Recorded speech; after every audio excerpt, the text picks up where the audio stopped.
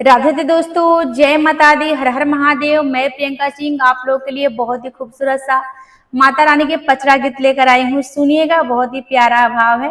Video पसंद है ज्यादा से ज्यादा शेयर कीजिएगा। धन्यवाद।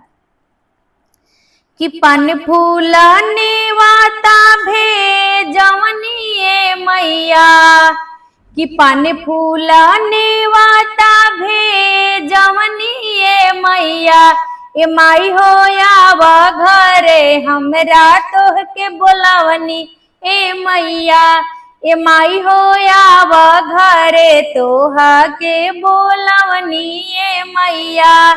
कि पान फूलने वाता भेजवनी ए मैया, कि पान फूलने वाता भेजवनी ए मैया, ए माई हो आवा घरे हमरा तोह के बोलवनी ए मैया, ए माई हो आवा घरे तोह के बोलवनी ए मैया। गाई के गोबारा से आंगना लिपवनी, गाई के गोबारा से आंगना लिपवनी, गाई के गोबारा से आंगना लिपवनी। चाउर से माई के चौका पुरवानी, गाई के गोबरा से आंगना लिपवनी।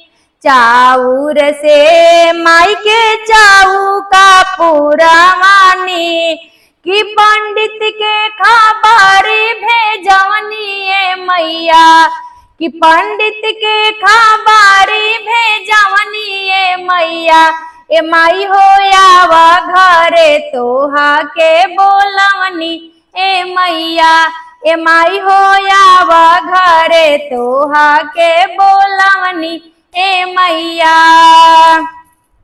कि पन फूल से नेवाता भेजवनी ए मैया, कि पन फूल से नेवाता भेजवनी ए मैया, ए माई हो आवा घरे तोहा के बोलवनी ए मैया, ए माई हो आवा घरे तोहा के बोलवनी ए मैया।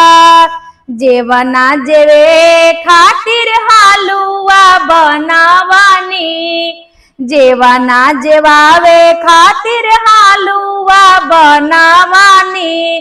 पूरी मिठाई मेवा नारियल मंगवानी, जेवना जेवावे खातिर हालुआ बनावानी। पूरी मिठाई मेवा नारियल मंगवानी, पूरी मिठाई मेवा नारियल मंगवानी। छपना भोगवा लगवनी ए मैया, छपना भोगवा लगवनी ए मैया, ए माई हो आवा घरे तोहा के बोलवनी ए मैया, ए माई हो आवा घरे तोहा के बोलवनी ए मैया। कि पान फूल से नेवाता पेठवनी ए मैया, कि पान फूल से नेवाता पेठवनी ए मैया, ए माई हो आवा घरे तोहा के बोलवनी ए मैया, ए माई हो आवा घरे तोहा के बोलवनी ए मैया। जय माता।